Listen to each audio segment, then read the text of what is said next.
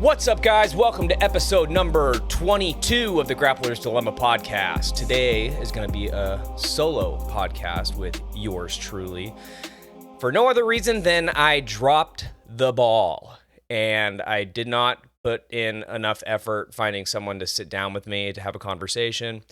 I'm working on getting like a video call setup going so I can reach out to people that aren't just within my immediate circle, but also people that have more of a footprint online and do stuff like this as a, they're kind of like side gig or whatever.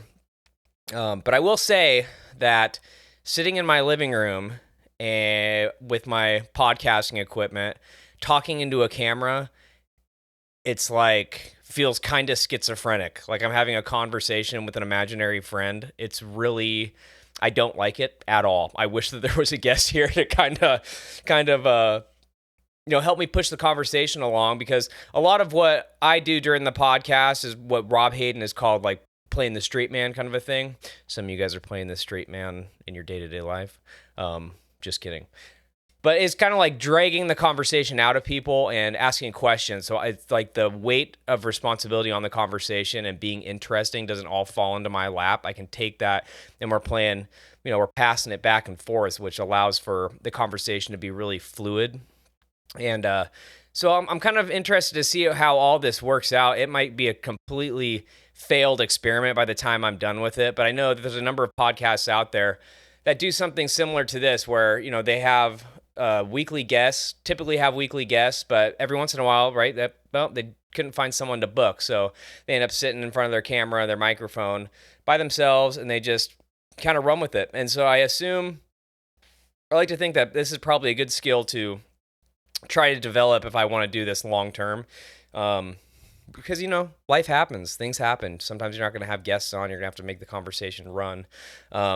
My house is eerily quiet right now because my wife and kids left me because I'm a 32-year-old man with a podcast and nobody wants to be around that. And but they're in Kentucky for the next 10 days. So like my house is already eerily quiet. It's never this quiet. Usually my kids are out causing chaos or whatever, and that is just not the case right now. So I'm literally talking to nobody in my living room. And it's very weird feeling. But to get into the episode, like kind of how this is all going to play out, I reached out to a bunch of people online for questions that they wanted me to answer on the podcast. Some of the questions were awesome. Some of them sucked. So if yours was one of the questions that sucked, you're not going to hear it on here, and you should feel ashamed of yourself. So I'm going to go through the questions. I don't know really how long this episode is going to be. Usually we do like an hour to an hour and a half when I have a guest, but I might not have the ability to be able to stay interesting and keep this train going for that long. So we're going to see. It might be one on the shorter side. But with that said, I have a list of about 7 different questions that I was going to go over today. Some of them are a little bit goofy. Some of them are a little more thought-provoking, I suppose, or there's going to be a little bit more information dense. And hopefully I'll be able to give you guys something that is entertaining enough for the fact that I don't have a guest on today. But if you've even made it this far through the opening monologue of the episode, you're awesome. Thank you for sticking around while we kind of like work out the kinks and I kind of figure out how the solo podcast stuff is supposed to go. I'll tell you, the first thing I'm recognizing right now is I keep on looking away from the camera, because naturally when I speak, when I'm thinking, like I just have a tendency to break eye contact because it's just easier for me to think through what I want to say when I'm not fixated on someone's face or maintaining that type of eye contact. But it doesn't really look good on camera. Those are all little like weird skills or weird little deficiencies I never thought would come up. It's kind of a weird ride. But I wanted to start off the day, to talk more about like the weirdness that comes with doing a podcast, is hate comments that I've gotten on social media. And I like to think that this show is extremely we're pretty positive. We talk a little bit of shit here and there, but it's nothing malicious, and we keep a pretty good attitude. I don't feel like, when I'm on here, I'm taking myself too seriously or anything, but dude, especially on TikTok, which I don't like doom scroll TikTok or anything, but I post the clips that you guys see on Instagram over on TikTok as well, just to kind of drive people into listening to the show, or like seeking the show out. And dude, sometimes I get flamed on there. And I know the whole thing of like, well, don't feed the trolls, and I don't comment back usually on the comments that are just like antagonistic. But dude, some of them, it's like, a knife directly to the heart, and it's because they're right. Like, when someone, like when you and your buddies are all joking around, you're cracking jokes, and then someone says something and you can tell that it bothered the person who was the victim of the gag. Yeah, sometimes the hate comments are like that. So I'm going to start off by reading one of my hate comments for the week, and maybe I'll bring up a second one because, well, one of them today was, oh man, I didn't write this one down, but I guess this is totally, it is in line kind of with what I'm talking about right now. And they said, dude, why are words so hard to come by for you guys? You have a podcast. It should be more fluid. And yeah, I mean, the clip was of us talking about something that was a little bit more philosophical. So I thought that, hey, dude, taking a pause to kind of like generate your thoughts is totally fine. And I went to the guy's profile, and of course, it's kind of like a sock account, and there's just like nothing really on there. I have a feeling that he just makes he just gets that dopamine drip by ragging on people. But he was totally right. He was totally right. And words are hard to come by, especially when you're sitting by yourself in your living room trying to record a podcast. But my favorite hate comment for the week came, for context, on a clip where I was talking about Zach Stazer saying, hey, dude, you got to be a little bit meaner in your roles. Otherwise, you're not really going to get better. It's okay to, put heavy shoulder pressure in these positions and that sort of thing. And the guy that commented said, good boy. Good for you. A grown man had to tell you it was okay to be a little bit rough. On God, kill yourself. I'm just going to give a second for that comment to breathe.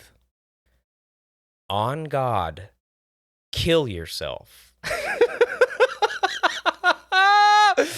Talking about, that is so crazy, dude. That is so crazy. With I feel like with the mood that we kind of put out with this podcast, it's so like lighthearted and feel good, like buddy comedy stuff. And that comment was so gnarly.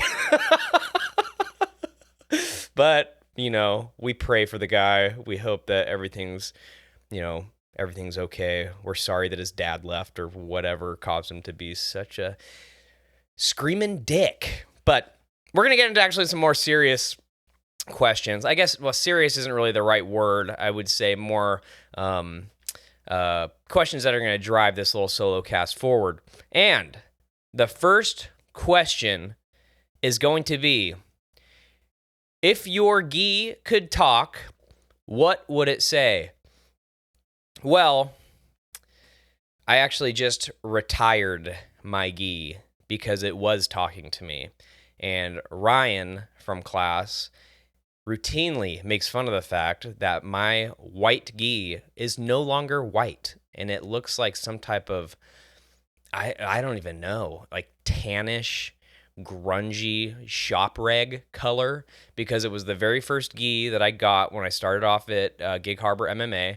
And white gis, I think they just look way cooler than the black ones, dude. I think they're way slicker. It's probably like the fact that I'm partial to the more traditional stuff, but I love it. I loved that gi. But it got to the point where when I would show up to class and was standing next to a guy who was wearing like a newer or fresh white gi, it became very clear that mine looked disgusting. Excuse me. Looked really gross. And it was clean, right? I washed my gi after every class, as you should wash your gi. If you're not washing your gi after every class, like, on God, no, I'm just kidding. But you really should be washing your gi, dude. That's how you get like ringworm and MRSA and all this other nasty skin funk. You don't want to do that. But my gi was probably like whispering to me, just let me go, because that thing wanted to die. And so now it is hanging up in my closet. I don't even really know what you do with a gi that's all worn out, right? It's still totally functional. It's just super grungy looking. It feels weird to throw it away because it's functional. There's no rips and tears and stuff in it, but it is pretty like grody looking. Maybe it's just going to be a loaner for like if someone needs it. Maybe I don't even know. It seems like it'd be a weird thing to donate it to the academy as a loaner just because of the way it looks. Like nobody's going to want to put that thing on. But yeah, my gi would probably say, kill me. Bury me in the backyard, please. I don't want to do this anymore. And so that gi has since been retired. Next question. Are forms and kata still relevant?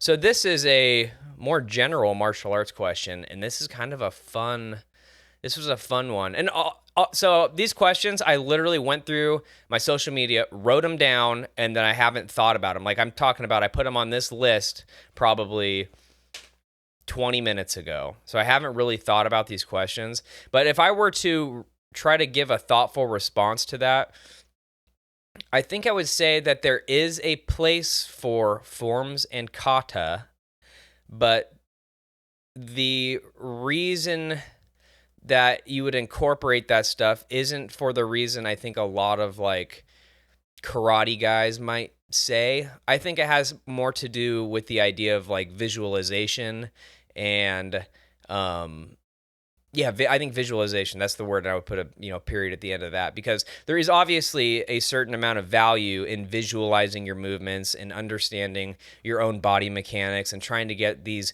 movements that you need for jiu-jitsu or other martial arts to be more athletic and that sort of thing. And I think that that is ultimately what it is good for. So, sometimes you see guys doing like shadow boxing and stuff like that, which is obviously very immediately apparent why that would be valuable to be doing. But I think, like Cody used to talk about doing things like shadow wrestling, where you're just like standing on the mats and you're getting your athletic posture and you're shooting for these imaginary singles, or doing the same thing with judo, where you're getting like, for people that can't see, I have my hands out and I'm taking a collar and sleeve grip on my imaginary opponent. And you're doing this kind of stuff and you're practicing your footwork and you're doing, these seonagis and these inside trips and stuff while it's almost like shadow grappling and that kind of thing. And I think of forms and kata as being that, like they're a way for you to go through these movements and visualize what you should be doing and what the opponent is doing and what the context for each movement is without having some type of training partner. So I think that those types of kata and forms, I think that is really the value in maintaining that sort of thing.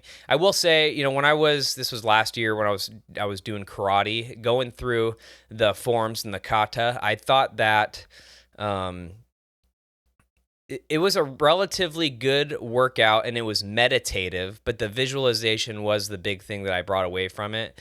The explosive movements and stuff, I think that there's other ways that you can kind of develop that outside of kata, but I do think the visualization component to it is the reason that I would say that kind of stuff is still relevant. Number 3, how do you prepare for a training session? That is, well, first, I always, I've been training at Gig Harbor MMA for 3 years, maybe at least 3 years, maybe coming up on 4. First thing I always do is go to the website and check the schedule to make sure I didn't get the time wrong. For some reason, I cannot seem to just have a really good grasp on what time our classes actually run. So I take a look to see what time class starts, and then I show up 15 minutes after that so I don't have to participate in warm-ups. And I know that sounds like a joke, but for the people that know, I have not been going to warm-ups since I've got my purple belt. It's so like, I know that's a giant gag in that like purple belts don't do warm-ups.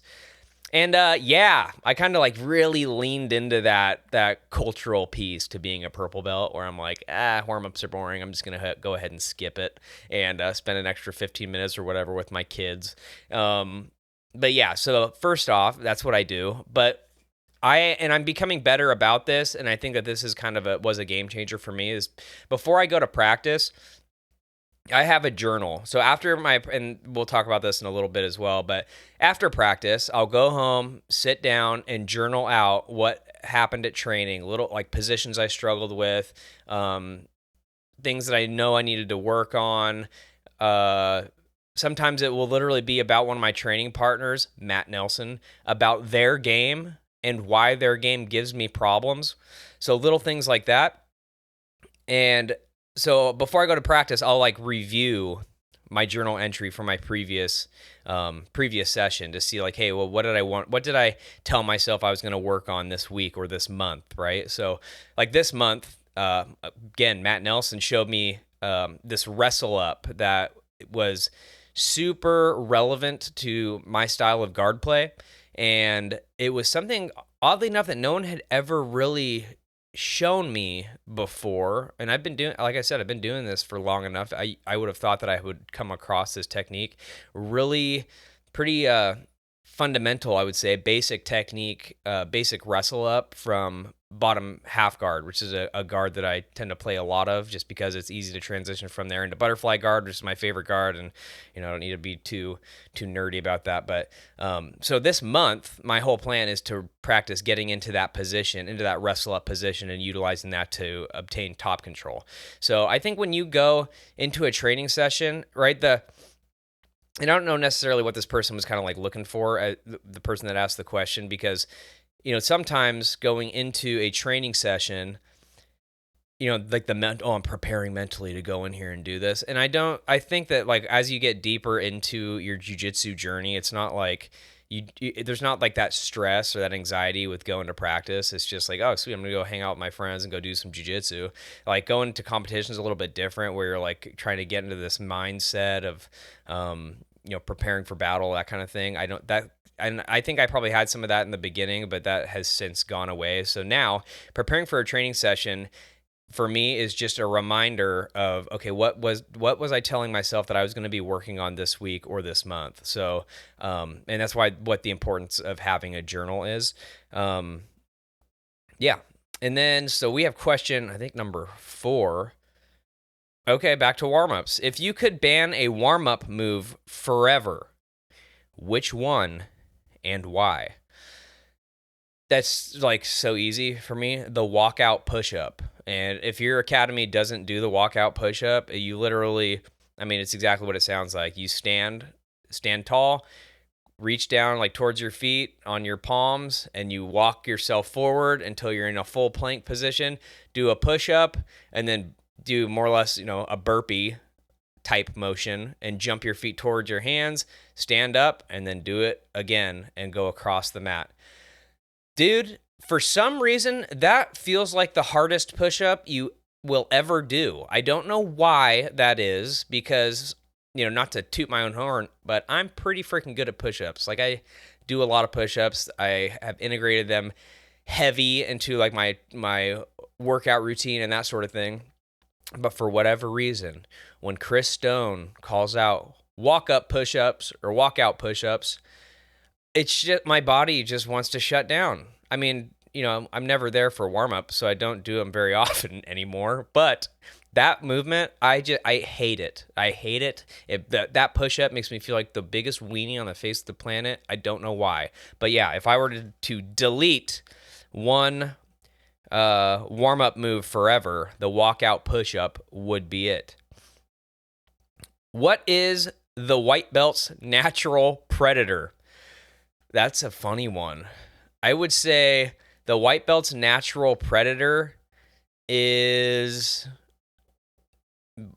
almost everybody else in class.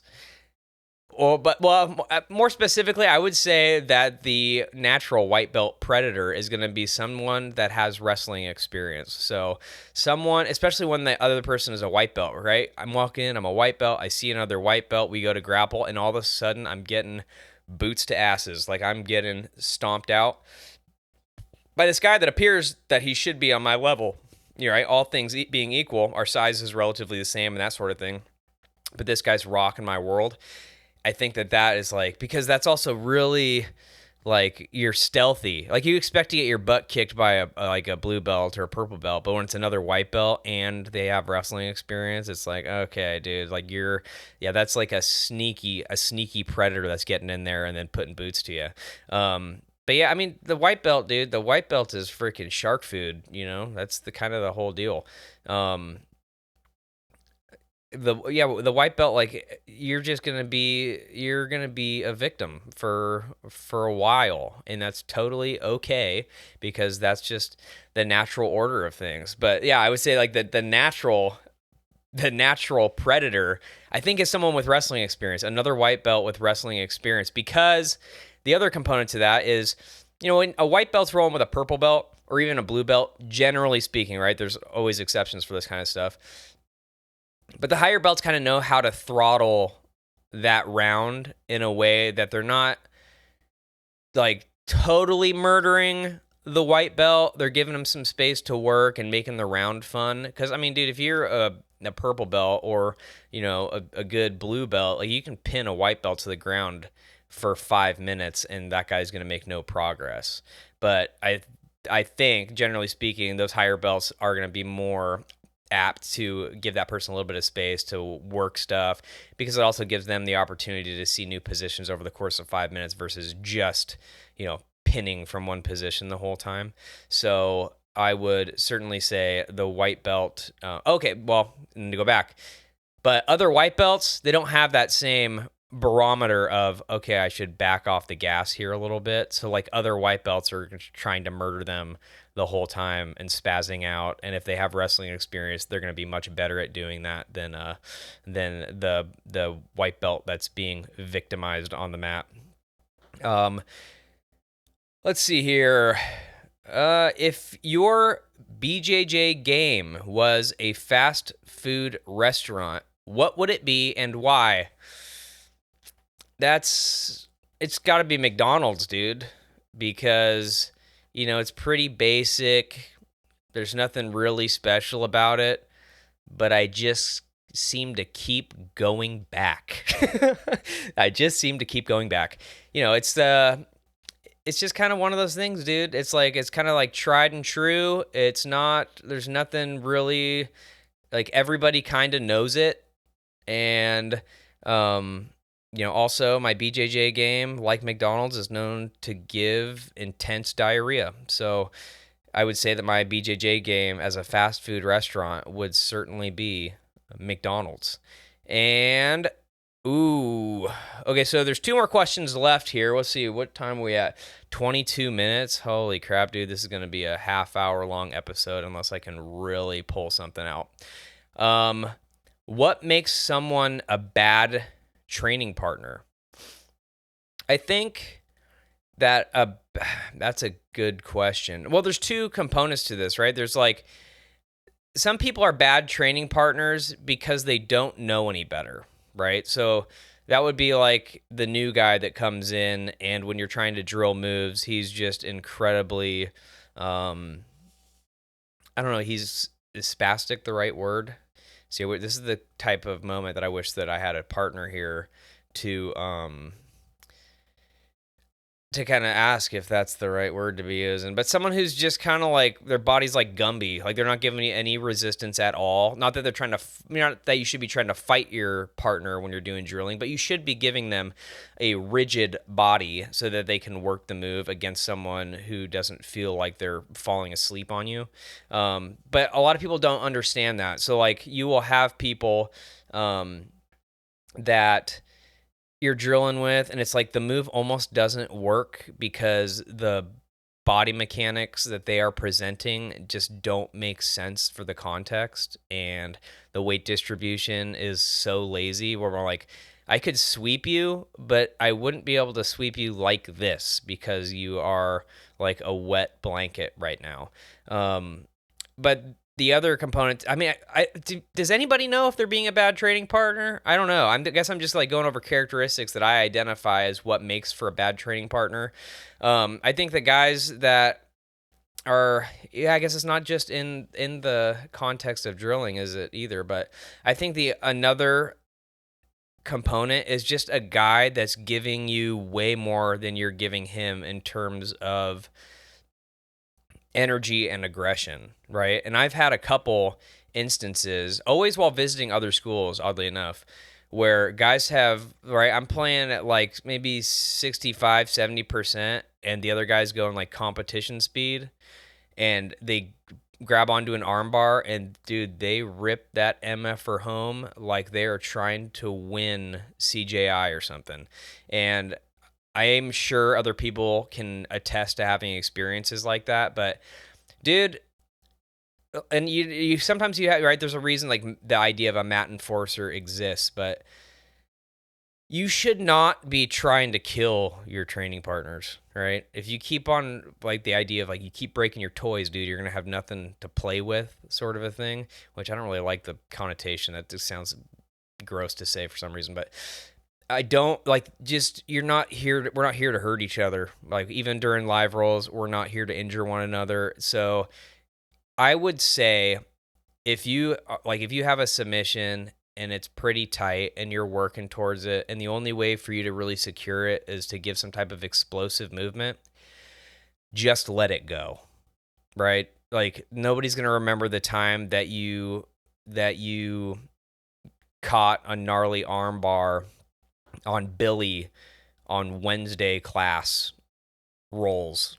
And it's like, so stop training like your life is depending on it and trying to take people out of the game, right? Like have a little less ego when it comes to, the live rolls and stuff. And again, dude, you have a submission, like chalk it up in your brain. It's like, okay, if I could have finished that if I wanted to, but it's just not worth taking a submission home if it means you're going to injure one of your training partners. It's just like an etiquette thing that apparently some people just don't really understand, as far as I can tell, because there are some people out there that you have to be careful and you have to tap early and you have to like be very cognizant of the fact that this guy is totally willing to hurt me. And it might not even be something that's malicious. It's just like the energy that he's putting into everything is just going to lead to some type of injury, and it's more likely going to be you and not them. So I would say that is another component to it. Another sign of a bad training partner is someone who just is, I'm trying to think of what the way to say this is, but a bad training partner is someone who, like for drilling even, and it comes back to the energy thing, like they're just grinding these positions. They are dragging their forearm across your nose and teeth. There's just no need for it, right? We know that in a live application, it needs to be tight, and it's okay to make the person uncomfortable, and it's okay to be a little bit grindy, but like when you get to a point where you're drawing blood or you're like ripping their lips up because, well, this is what the technique is, like I need to be able to do this.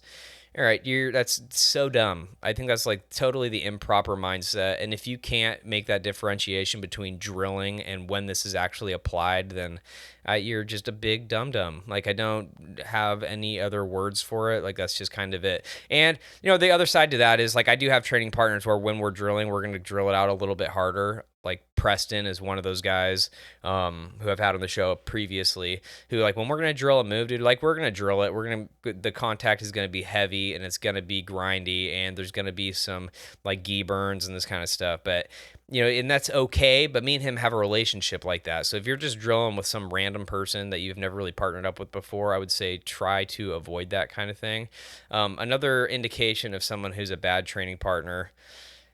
I guess it's not really their fault, but like they should be,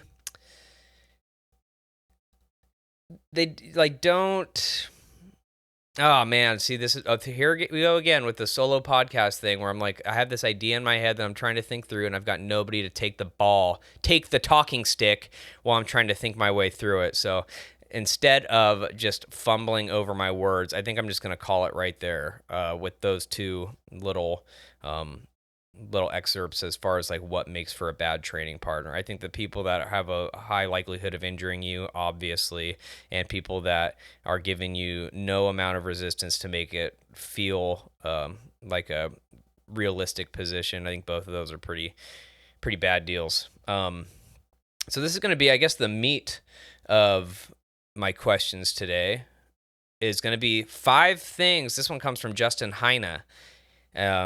Justin, I was not planning on talking about what I thought about the Fourth Crusade. I do not have enough working knowledge of the Crusades. I'm still a student of the game and learning my way through it. But this is 5 things white belts should be working on. That's a good question. And so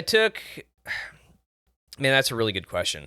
And that's kind of a tough question as well, because when you have it's going to be totally dependent on the person, right? What they need to be working on. I think that some guys, when they're on their white belt phase of jiu-jitsu, like there's some people that I would tell, hey dude, I think that you should incorporate other avenues of fitness into this as well. I know that jiu-jitsu can get you in shape, but the easiest, like the low-hanging fruit when it comes to jiu-jitsu is strength, explosiveness, and athleticism, which are all things that you can do outside of your mat time, right? You can go start lifting weights. You can go start hitting calisthenic stuff. You can bring your cardio up outside the gym and this sort of thing. And so, it's going to be dependent, right? Not everyone needs that. Like some people come into the gym and they're just absolute physical specimens, and they don't, like, the fitness component to it is the last thing that they need to be worrying about. So I'm going to talk about, actually for this question I put down 5 little bullet points that just like immediately came to mind. And the first thing that I wrote down is understanding framing and why framing is important. Because one thing that you notice, at least that I notice now, and I was guilty of it just like everybody else, right? I'm not immune to falling into some of these traps and issues that happen early on in jiu-jitsu. But the little things like if I'm in mount or I'm in side control or whatever, and the person on the bottom isn't as well initiated into jiu-jitsu, they may do things like hug their arms around my torso and upper body and my neck. And they are literally pulling more weight on top of themselves versus what they should be doing, which is getting some type of space. And I do see, so I want to be a little bit careful here, because there is a time when if it was some type of street situation, like street scenario where it's like this person's like punching the hell out of me, and if he hits me one more time, I'm going to be spitting chiclets all over the concrete. And right, so you see it in MMA, you watch the UFC and that sort of thing, where guys on top and he's like dropping bombs on you. In mount, you might see the guy on the bottom lean up and hug the waist and pull him on top, so he doesn't have that same type of that angle and leverage and that ability to explode down into those punches. He just doesn't have the proper distance to be detonating punches on the guy's face. So there is a time and place for that, but in jiu-jitsu, it's just, I don't think it's relevant at all. So I would say that, so understanding frames is that component. And that's one thing that I see just time and time again, where it's like, why is this person hugging me? It's like, oh, because he just doesn't want me to, he straight up doesn't want me to move anymore, because he feels a little bit cozier by just holding this position.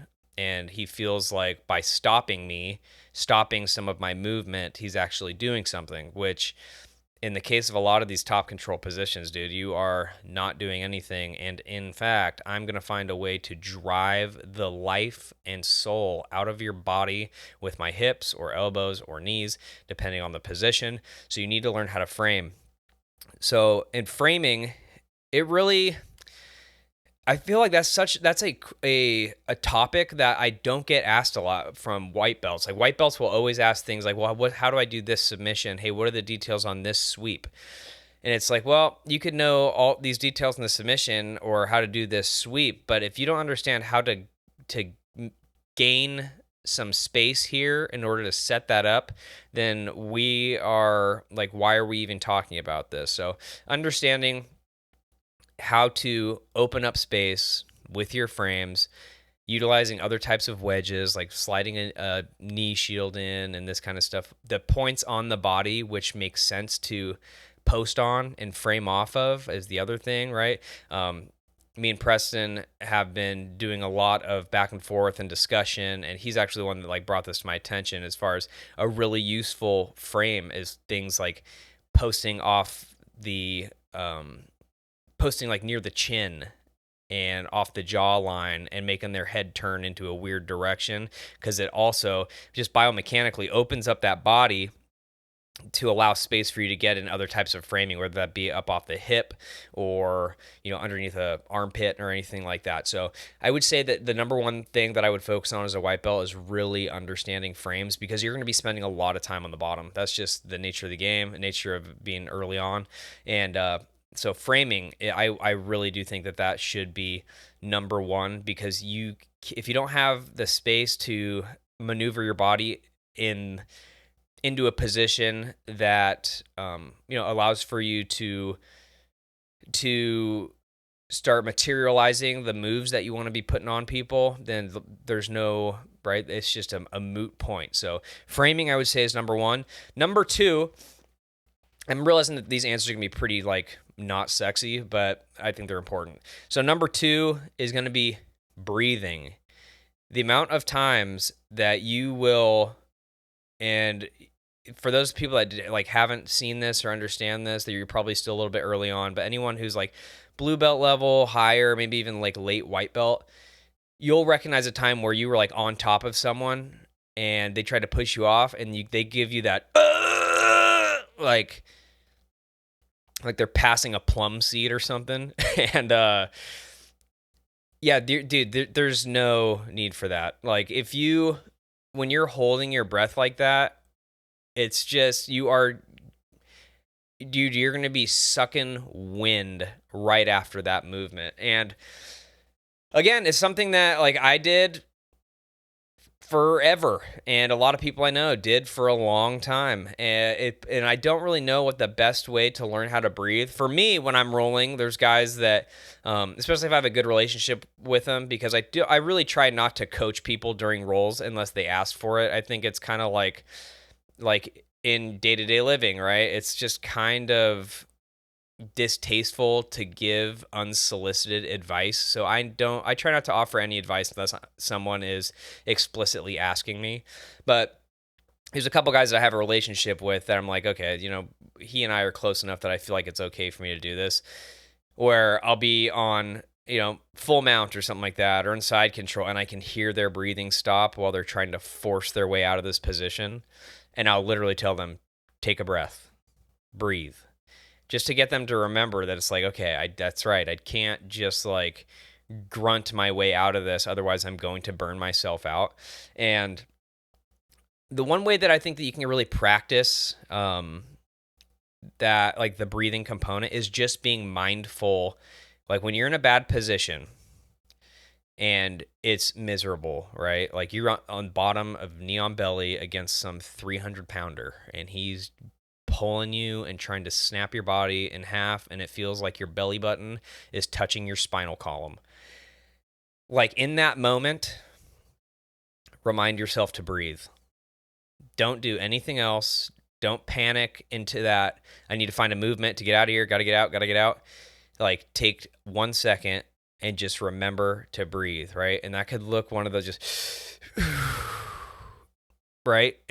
That's all it takes sometimes, just to remember to take those breaths. So anytime you're in a position that just feels miserable and like you can't breathe, when you feel like you can't breathe, that's the time to find space that's just enough and breathe through that misery. I think that breathing is like super underrated early on, because even the athletic guys, like when they hold their breath, that athleticism goes right out the window, because they can no longer function because they're not oxygenating their body and they are completely burning out. So by the time that the 2-minute mark hits on the clock, you are totally gone, and you are going to be a victim, and you're going to be flopping all over the mat because you can't breathe and you can't move your muscles, and you're pretty much just a lifeless sack of meat hanging out on the jiu-jitsu mat. So my number 2 would be like learning how to breathe and reminding yourself in those tough positions that, just take that breath. Take that 1 2 breaths, endure the position for a second just to remind yourself to breathe, and that, it also like it staves you away from falling into a sense of panic. My number 3 would be this, and this is going to play off of the frame component, but you should be thinking a lot about escapes and guard retention. You're going to be playing on the bottom a lot starting off, unless you are really like super physical specimen or you're just like much bigger than your opponents and this sort of thing. You're going to be playing on the bottom a lot. So escaping is going to become your bread and butter, and you should start to get really good at that. And when I say escaping, that doesn't mean like I need to learn how to do scissor sweeps. It means I'm in Neon Belly. I need to find half guard, just something that's incrementally a better position than the previous one that you were in. It doesn't have to look like I'm in side control, now I'm in top mount. Sometimes it's going to look like I'm in side control, now I have at least one. I'm still getting crushed, but at least I have one of his legs tied up in bottom half guard. It's not a pretty half guard. It's not even necessarily functional, but at least I've been able to maneuver my body in a way that I'm able to capture the leg. Like these little incremental changes.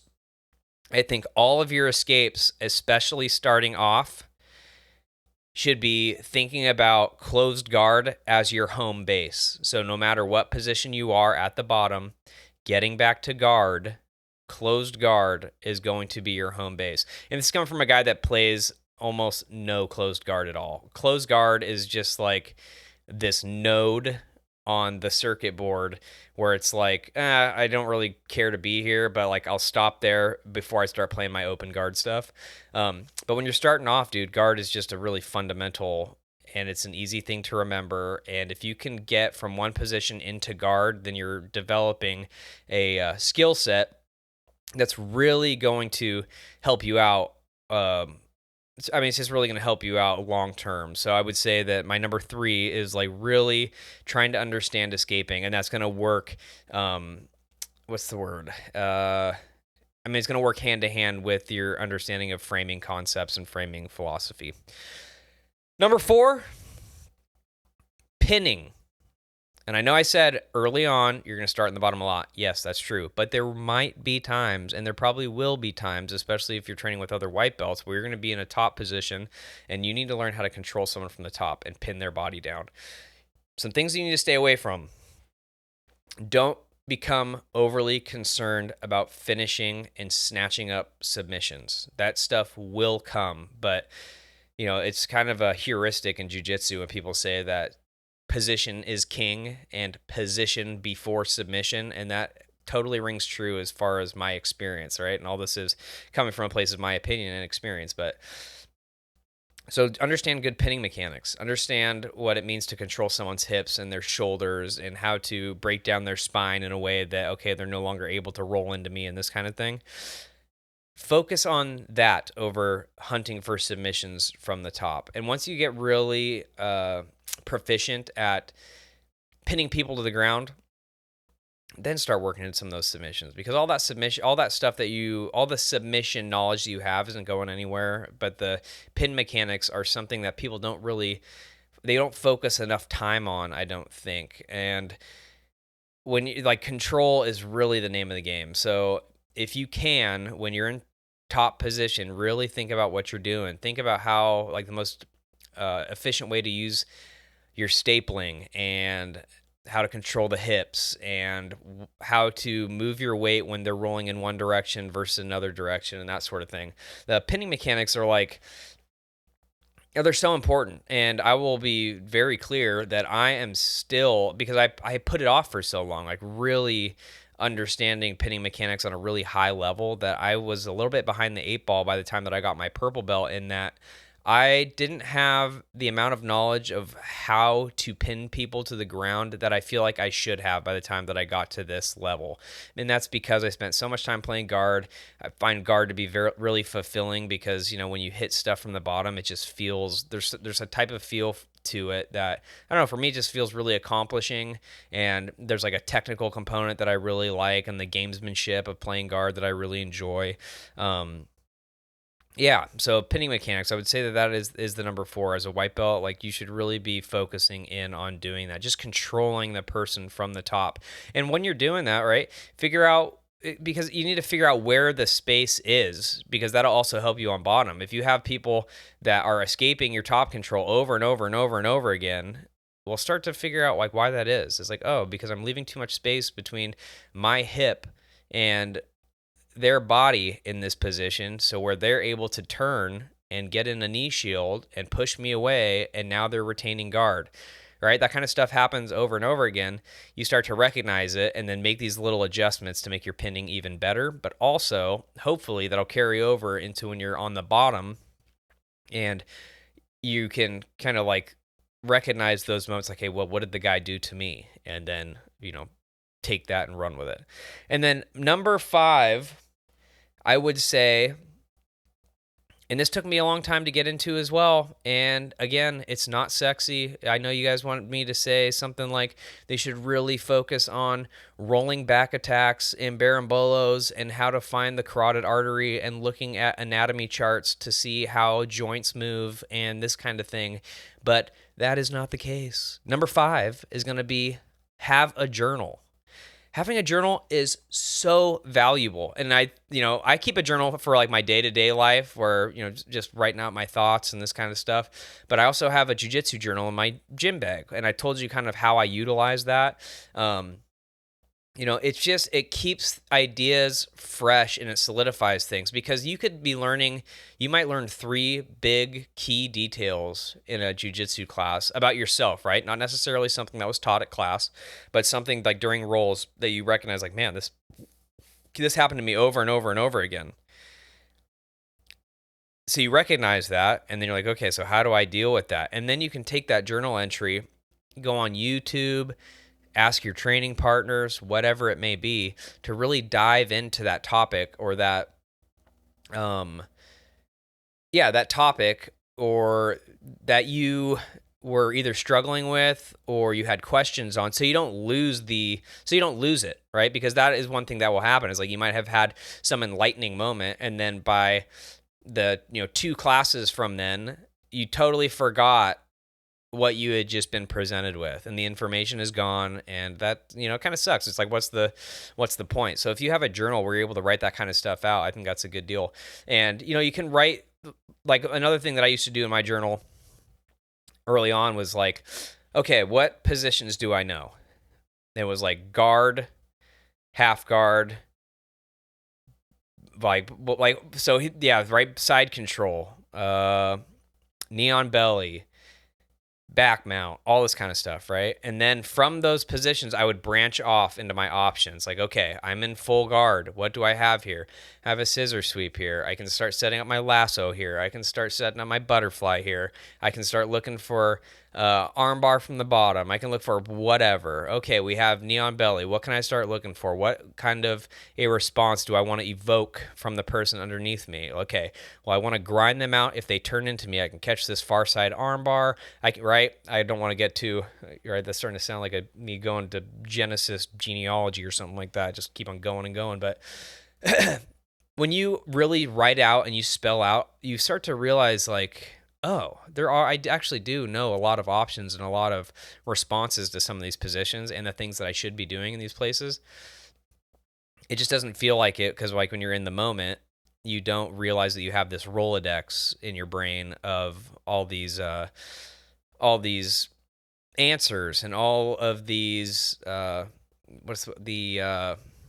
the counters or submissions or whatever. So I think that's one thing that's really helpful. But also, just when you have a journal, especially if you are able to develop your own kind of like lesson plan or focus of study, it's so valuable. It's so valuable to be like, okay, this month, like I said, this month for me, it's going to be this wrestle up that Big Matt Nelson showed me from bottom half guard. That is going to be my study this month. I'm going to do what I can to try to implement that position during rolls. Like, even if I could smash the person and pin the hell out of them and sub them without resistance, my whole thing this month is going to be feeding that position so that I can get really proficient at it, because I know in the long in the grand scheme of things, it's going to be the most beneficial study for my game. And so when you're focused on something like that, it's incredibly helpful versus like just showing up, doing the moves that coach is showing you, and then every week you're doing something a little bit new, something new, right? It's like learning any other skill. Like, I don't know, I'm trying to think of something that's analogous, but like guitar. With guitar, it's been one of those things where it's like I have like a narrow focus on what I want to learn or what I want to focus on for a month or 2 months, right? That might be some type of fast, like, sweep picking stuff or some type of weird, like, chord changes. Or like, it could be a bunch of things, right? But the point is that when you're focused in on something very specific, you can hone that skill and sharpen that blade to the point where it's going to be really reliable for you. Once you have it like really, really dialed in, you can like lean into it. So, and I think that journal is the way to really, really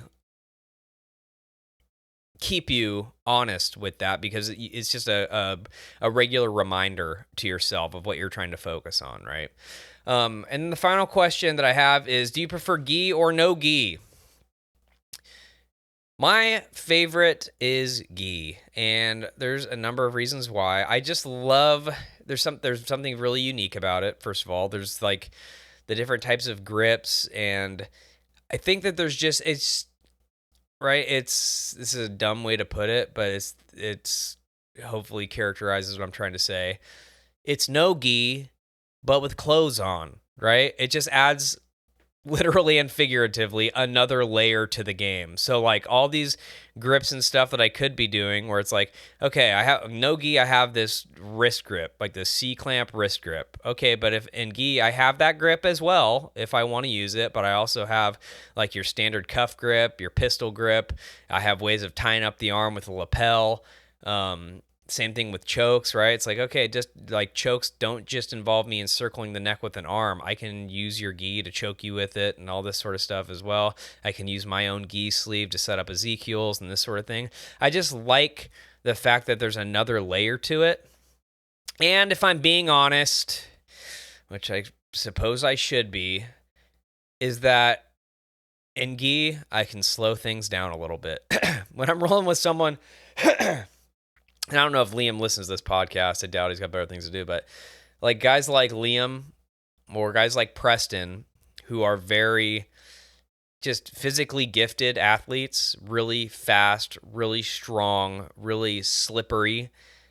Like in no-gi, I'm having to work a whole lot harder to keep up. Whereas in gi, I just have enough of a game developed and an understanding of like gi grips and utilizing their uniform that I can just slow it down to my pace and then work from there without issue.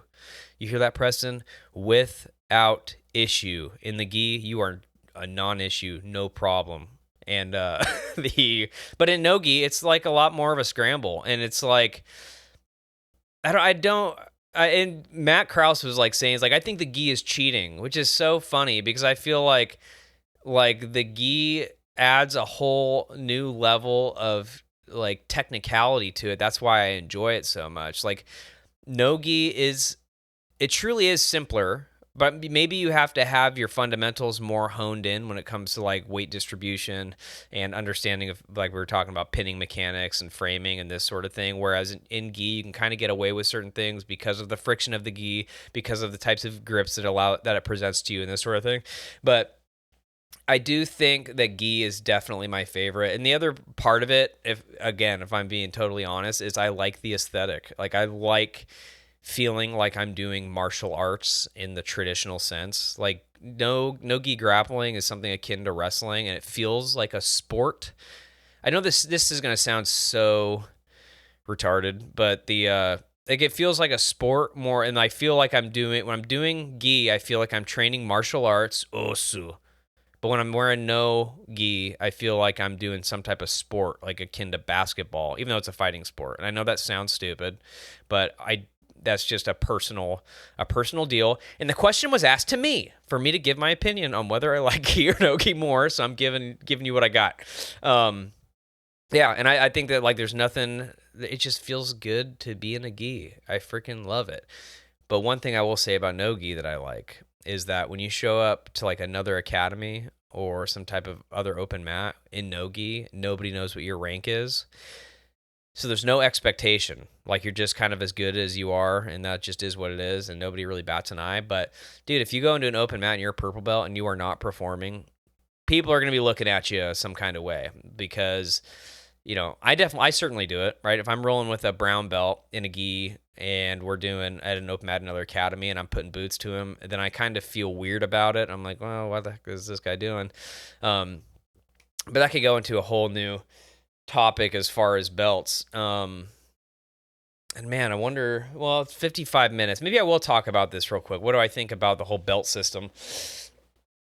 I think the belt system, and the reason this is coming to mind is like there's this financial guy that recently got like promoted to black belt in 3.5 years or something like that. And people in the jiu-jitsu community are a little bit like up in arms about it because all the footage of him like rolling and stuff, he is not very good, and he seems like a con artist, and maybe like he bought the belt.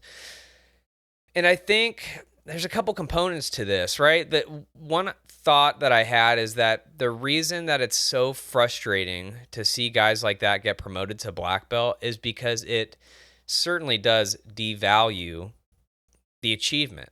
You have enough of those people getting fed in, right? It's kind of like what a jiu-jitsu guy hears, like, oh, you're a karate black belt. Like that can mean a lot of different things, right? Are you Stephen Wonderboy Thompson, right? This high level, like badass MFer in the UFC, or are you a strip mall karate guy who got it in 3 years and doesn't know anything about martial arts and fighting?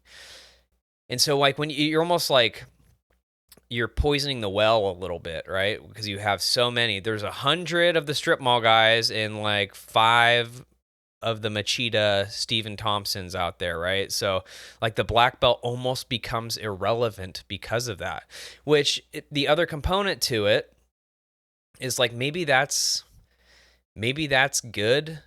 I think that like the only reason that it matters that the black belt as a symbol gets devalued and that you care that it's devalued is because you, on a personal level, want some kind of recognition of it. And I don't think that's out of bounds to say. I know that like, right, it's like because it's an achievement that you put a lot of effort and work into. So like you don't want, it's the same way when someone says, yeah, I'm a black belt in jiu-jitsu. And then your aunt at the barbecue says like, oh, well, my friend's son just got his black belt in point taekwondo something or other. And your immediate response is to want to be like, it is not the same thing. And it's because you want them to recognize like, no, like that, I know what I'm doing. But at the end of the day, who gives a shit? Like, who cares? Your skill level is your skill level. You're either good or you're not. And you don't need the affirmation of other people because you have a black belt. Like I don't. So that's like one component to it. And now all this is being said, but I do get it because like when I achieve black belt, God willing, no catastrophic injury or death or something like that, I want it to feel like an achievement, which I'm sure it will. But I don't think that I need other people to, give me that affirmation of like, well, you're a black belt. That's something that's totally incredible. So I think that's the reason like the guy getting his black belt in 3 years just doesn't bother me that much. Cause like your skill level is your skill level. It's kind of like, and that's maybe one of the advantages that like no gi has over gi is because the fact that there is no, belt system. I mean, 10th Planet does a belt system, which is interesting, but like, so submission grappling or like wrestling, maybe like your accomplishments are based on your accomplishments, not how long you've been doing it. It's like, hey, dude, you wrestled at a D1 school, you won these championships, this guy's like good at his stuff, versus a guy who's like, yeah, I wrestled too, and it was like, okay, through junior high or whatever, and he's that's not the same level of athlete. I don't think that anyone would argue that. I think that the belt system is good, but we shouldn't put so much weight into it that it's like you get, in like cop where we call it being badge heavy, where it became such a part of your identity and you wanted to be recognized as this thing. I think that it's easy to fall into that, especially just based on the hierarchy that kind of comes with martial arts. But the black belt is just, either one of the Diaz brothers said like, black belt only covers 2 inches of your ass. And that's exactly right? Your skills and ability have to cover the rest. So yeah, when it comes to belts, I just don't. I hate to break it to you, jiu-jitsu is going to become like karate at some point, right? There was a time where karate guys and karate black belts were these hard-earned, grindy achievements. And then someone realized they could make money off of it. And so, they loosened what it was going to take to get your black belt and the amount of time it was going to take, and people were opening up schools and cutting corners and not teaching stuff that was going to be so hard that was going to let everyone else out. And so it brought more people into the martial arts, which is a positive, but it also it devalued what it meant to be a black belt in karate. I know it's like a really big generalization, but jiu-jitsu is going to be the same way. Jiu-jitsu is I have heard this said, and I'm saying this without actually doing the research myself, so forgive me. But let's just say, jiu-jitsu in the United States is the fastest growing sport, the fastest growing hobby. That means there's going to be more people that want to participate, and not everybody wants to. And the amount of interest that there is going to be. Right, the issue that they're going to run into as academies is like, okay, I have 100 people that want to come train here, but only 85%, I'm going to say, I mixed that up, but 85% of them aren't going to be willing to put in the kind of work that the old school guys did to get their black belt. Dude, now there's jiu-jitsu academies, they have no live sparring. None. Crazy, right? At least in our current paradigm of what jiu-jitsu is, the idea of no live rolls is freaking crazy. But if you're a business person and you're like, I want to bring as many people in as possible, and we don't even have to be malicious about it or suggest that there's some type of ill intent. Maybe it's literally, I want to be able to bring as many people into jiu-jitsu as I possibly can. A lot of people are don't want to wreak havoc on their body, but they want to learn the art and, they appreciate the culture, the traditions, whatever. That person is going to lower their standard of work in order to bring those people in and bring in more money, right? It's that's just what is going to happen. There's schools popping up all over the place. And as that happens, we're going to have way more people promoting, way more black belts. By the time that I'm in my 50s, dude, I think that jiu-jitsu is going to be pretty close to that karate level, where it's you're not really going to, someone might be able to say they're a black belt in jiu-jitsu and you're not really going to know what their level of proficiency is, how physical they are. And that's kind of a sad thing. But on the other end of it, it's also going to be this, reality check's not the right word, but it's going to require people to no longer feel belt heavy or identify with the belt. It's going to be more of, yep, I have this black belt, and that skill level is going to be undetermined unless you were to roll with the guy, which I think is it's fine, right? It's kind of like you meet a guy at a barbecue. It's you play basketball, I play basketball too. And you don't know how good he is, right? It's you won't know until you play together or you hear about some type of accomplishment that he has achieved inside of the sport, right? So it's you play basketball, like talking to Michael Jordan at a freaking barbecue, and he's like, I play basketball. He's like, you play basketball? I play basketball too. Only that person plays basketball at the YMCA on Thursdays, right? It's like, and I just don't think that it's that. Even now, I don't think that like the belts are necessarily indicative of someone's skill level in a really hard line way, right? There is a certain standard there, and different schools have a different standard for what constitutes as a blue belt, purple belt, brown belt, black belt, whatever. But I do think that we are moving to a point where the belt is going to be irrelevant. Like, right now, guys that even have like a loose knowledge of like UFC or MMA or martial arts, and they hear like, oh, you're a brown belt in jiu-jitsu, that's freaking awesome. But if someone's like, I'm a yellow belt in karate, nobody gives a shit. And I think that it's unfortunate. I feel like that's kind of where jiu-jitsu is going to end up. I just think that it's becoming so ubiquitous now, and it's becoming much more, there's a profit to be made. People are making businesses out of it. I just think that this is kind of the way that it goes. So I think that, like, don't.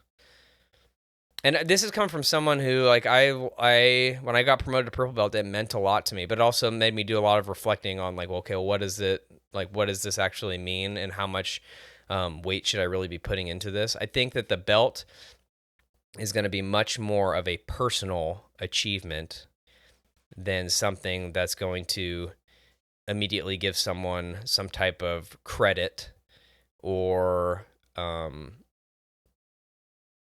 type of recognition and affirmation. And I feel like I'm maybe rambling on a little bit with this, and this is maybe a thought that when Matt Krause comes on Tuesday, we could like talk about a little bit more, because the belts are just kind of, I don't know. Like, dude, I like being able to say that I'm a purple belt right now, but that's because we're still in a time where I think it still means something. I just don't think that it's going to be like that for a long time. And likely within my lifetime, I don't think it's going to be as meaningful. Anyway, well, we made it an hour. That's kind of freaking crazy. Thank you guys for listening as long as you did. I hope all that made sense. I know it's really easy to get kind of rambly when you're sitting here talking to yourself like a schizophrenic staring at a camera. But I did the best that I could, all right? If you guys think that I should do another one of these, like, send me a message on social media, kick me some questions that you want me to answer next time, because we have an Instagram that is at The Grappler's Dilemma on Instagram. I also have a TikTok, which I talked about earlier. If you want to go, that's where I get the most views and comments and likes and stuff, which is crazy because TikTok is brain rot poison. But I'm just trying to add my little brand out there, so people, when they're doom scrolling, they come across me saying funny and poignant things. But yeah, so the TikTok is also The Grappler's Dilemma. We're also on YouTube, where you can watch this podcast in video form to see my ugly mug, this face that was made for radio, even though we're doing it in video form. And that's also The Grappler's Dilemma. So look it all up. Send me messages. Thank you guys for continuing to support me in this lovely endeavor. It's incredibly meaningful to know that like some of you guys listen to it regularly. I don't even know. I wish that I could really articulate like what that means. Like when I have guys at class saying, "Hey dude, I listen to the podcast." Like that's such a trip. I feel like I don't know, like I really don't know what to say, and I'm being so genuine when I say that, because like, attention is the currency of the times, dude. So there's so many other smarter, funnier, better looking people you could be listening to, but instead you're choosing to listen to The Grappler's Dilemma. So I just want you to know that I really appreciate it. And with that, God bless you guys. And as always, train hard, stay safe. Us.